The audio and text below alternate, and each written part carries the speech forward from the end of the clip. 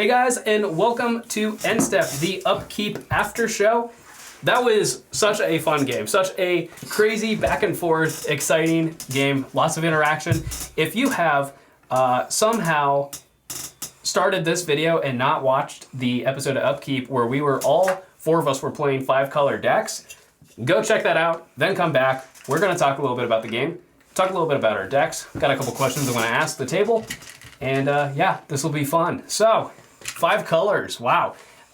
First off, I just want to say again, one of my favorite games, when we filmed these out of order, I don't know which episode number this is actually going to be, but this is, I think, the 6th game that we filmed, and it's one of my favorite games we've done so far. So fun.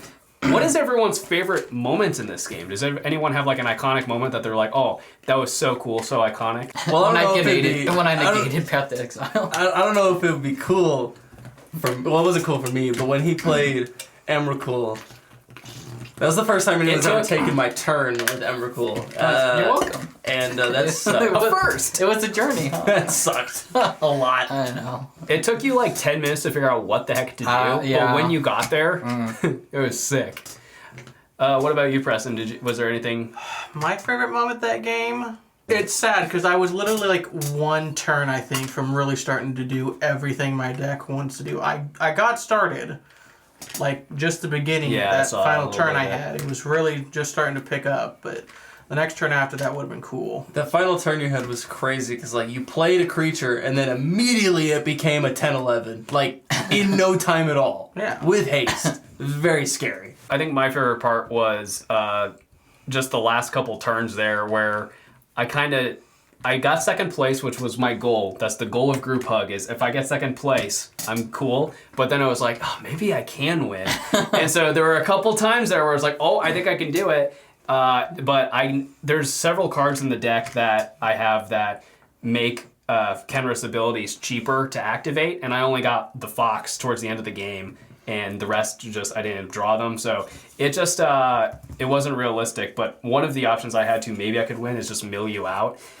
So I was like, maybe I can do that, and then there was, during that last turn, I was like, oh, I can Psych Rift, return all of his stuff to his hand, I'll use Kenrith to attack for lethal, and then I was like, oh wait, even if I overload it, it's still technically even converted mana cost, and you have Void Winnower in play. Yeah. That was like just one of those really exciting, like, oh, I can't do it. Oh, yes, I can. Oh, no, I can't. But what about you, Steven? Did you have a favorite moment? I really liked it when I negated his Path to Exile. Yeah. That would have saved me. 100% would have saved me. Actually, I want to change my favorite moment. Okay.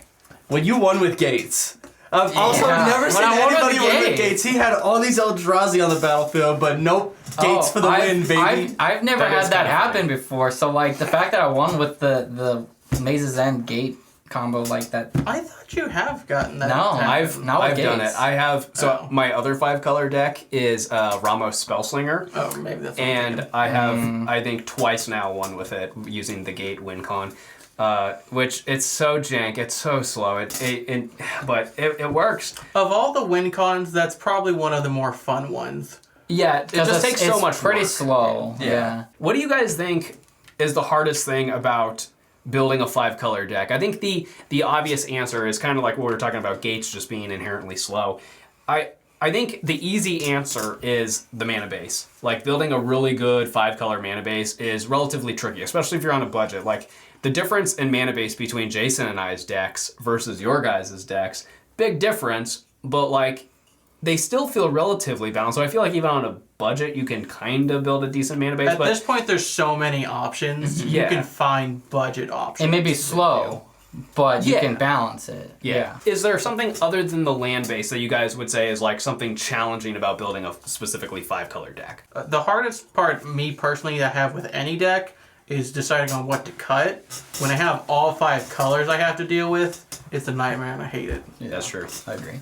Yeah, I personally think that finding the right combination of spells to throw into your deck, like if you're doing 5 colors, you know, you have a bunch of options for like removal, card draw, bounce effects, counter spells. There's a whole bunch of different options, so it's difficult to find what colors of cards are the best for your deck.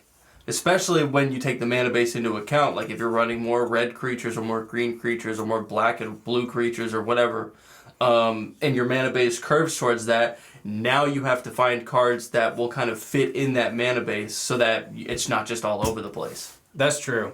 And it's an interesting take as well, because you could argue that like counter spells are like not the most efficient removal, but like think about when Steven had the negate at just the right time. Yeah. So I mean, And just the right mana, because I only had 2. Yeah, that's true. Just real quick, what we'll go around the table. We'll start with you, Jason, because I know you grabbed a couple cards already.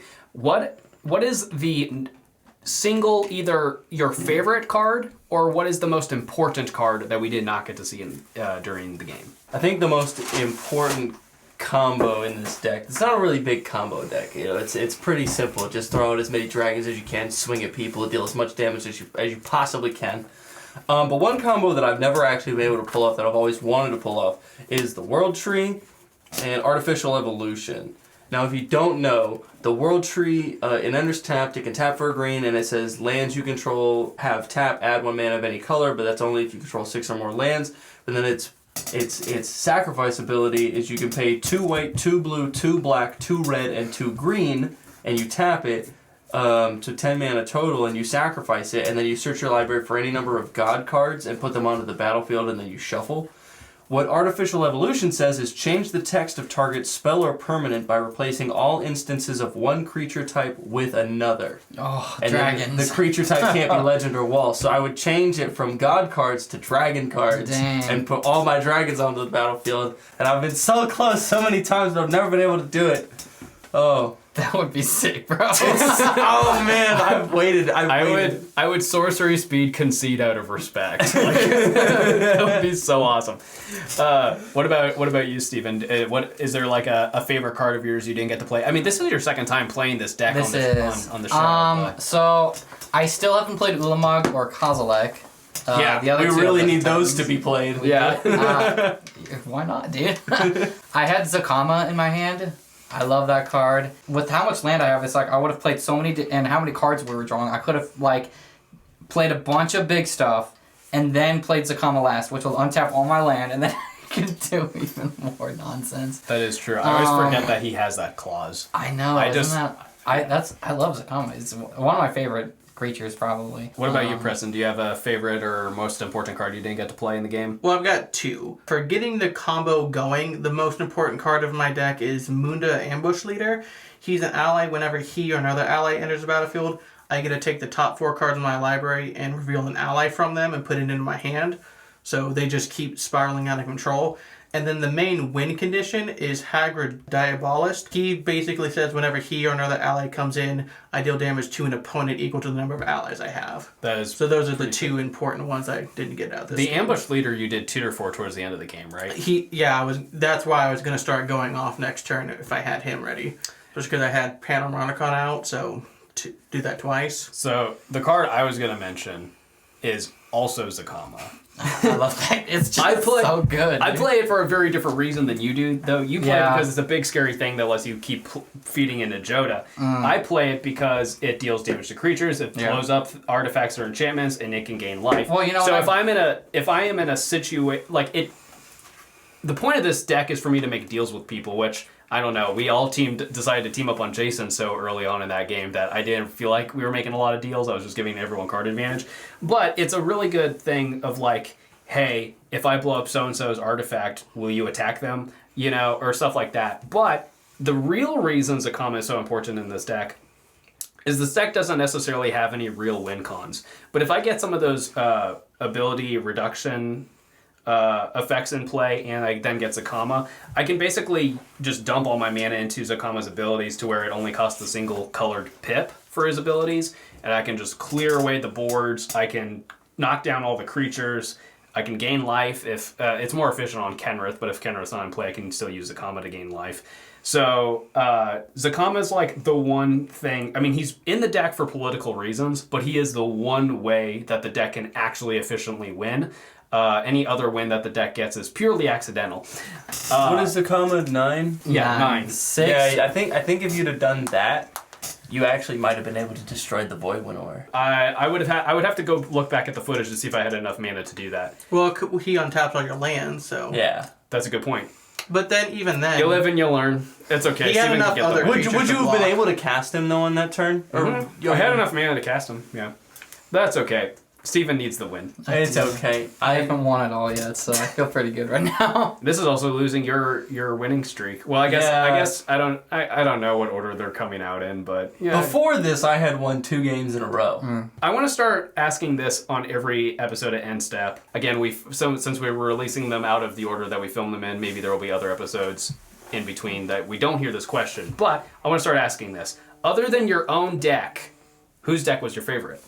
Jason's. If I was going to build a Friggin' deck, Jared. I'd probably also build a group hug deck. Maybe not Group exactly hug? like yours, Yeah, but... group hug decks are really fun too. See, I was going to say Steven's deck. Oh. I've almost built Joda like 5 times. Like, there have been so many times where I've started grabbing cards, and then I'm like, nah, it's okay. Steven already has it. Yeah. When I Yeah. first built this deck, one card that I was absolutely must have, get it onto the battlefield as soon as possible, was Fist of Suns. And that just does the same thing that Joda does. Yeah. You know, this is when I first started playing and I didn't have a whole bunch of money to dump into the mana base and get good lands or good like ramp cards, anything like that. And so it was really important that I get that onto the battlefield so that I could, play a bunch of stuff. Because dragons are big, dragons are expensive. So I think Steven's deck is really, really cool because that's just a whole deck kind of built around what this deck did in its first Iteration. construction. Yeah. I think my answer is also Steven's deck, just because, like I said, I've almost built Joda like 5 times. And I have like all of the Phyrexian Praetors. Yeah. So just putting them all in there would be... Are you a bad person? Yes. Is he a bad person? I mean, to be fair, if I had those cards, they would all be in this deck. But also he won with Gates. I did win with Jace. That's amazing. I love that. It's kind of stupid, but amazing. Like, Steven's deck isn't even close to the most optimized version of Joda out there. Oh, no. It's still not a decent deck. Yeah, I mean, I mean- especially in the early days of our play group, Joda was like in the top 3. I mean, it's still like pretty strong on its good days, but in the early days of our play group, Joda was like in the top 3 best decks in our play If group. Steven got lucky that day, we didn't have a chance. Yeah, if Steven was getting the right colors at the right time, no one stood a chance. So last question I have for Endstep is, Steven, your answer to this question is irrelevant because whether or not you won this game, you've already brought Joda back. Yeah, I can't bring Joda back. So that's okay. last episode of the season, everyone can bring back a deck that they got to play that they didn't think quite got where they wanted to with it. So, Steven, screw you. You don't get to bring Joda back for Revenge Week. But fair. what do you guys think are the odds that you bring this deck that you played today back for Revenge Week? This is definitely an option for me when we get there. I'm not for sure saying I'm going to pick this one. We're like stuff. halfway through the season. So. But, there's a decent chance it'll be one of my options when we get to it. I don't think that I'll play this deck again. I can't say for sure, just because I don't know how the other decks I play are going to do. But, I mean, I did a lot of really cool stuff. My deck kind of popped off from the beginning. I got a lot of dragons out there, drew a bunch of cards, put stuff onto the battlefield. I did, 60 damage across the board? Something like that. So, yeah, no, I don't think that I'll play this one again. Dragons did dragon things. 70 Can't really ask for more. 70 if you include the 10 or so Steven did with your creatures. That's true. That's true. Yeah. Thank you for that, I think Steven. it was exactly 16 more. He padded my stats for me. Yeah, Steven's getting in for the assist 3rd place or whatever. I don't know that we'll ever see a commander get exiled and stay in exile ever again. This might be the only game where that ever happens. Yeah, because we're taking that out of Steven's deck. He's not allowed to cast He's it. not allowed to play Evercool anymore. Evercool is now house banned. No, now I'm just going to put Mindslaver in all of my decks and do my best to take his next turn whenever we play. It's a personal vendetta that will last the rest of the entirety of the series. That one steals the turn and doesn't give him another one, does it? No, it does the same thing. No. They get another turn. I know there's one that doesn't give him another turn. You just take it. That's just so rude. So I said in my deck intro on this episode of Upkeep that if I get second place, in my heart, it will feel like first place. So that's why I will not bring this deck back. But it is one of my favorite decks. It doesn't really win, but it helps everyone else play their deck, and it leads to really exciting games. Because this game was so exciting, and I think a big part of that was because I was feeding everyone. Yeah. And I only got to my board early enough to stop him because we were drawing so many cards. Yeah, and the biggest way to get things going in, like, the Dragon deck that I have is just get as many cards in your hand as possible. Just give yourself a bunch of options. Yeah, so in my heart, I felt like I won it in a very strange way. So I will not bring this deck back. Have you won with that deck, though, before? Twice. They were very long games, though. They were like 2-hour long games because I did what I was trying to do to you at the end, where I was doing the Spore Frog loop, where I would just keep preventing the combat damage, and then I would just slowly gain a bunch of life, and yeah, it just locked us out of the game. That camera just stopped for some reason, but that's okay. So, thanks for watching. I hope you guys had a great time watching this episode of Upkeep and then listening to this episode of Endstep, hearing a little bit more about our decks, the game itself. Tune in next week for a new episode of Upkeep, and then we'll do this again on the following week. Make sure you subscribe. Lots of cool stuff coming your way. Check out some of the old games if you haven't checked them out yet. Bye. Boy.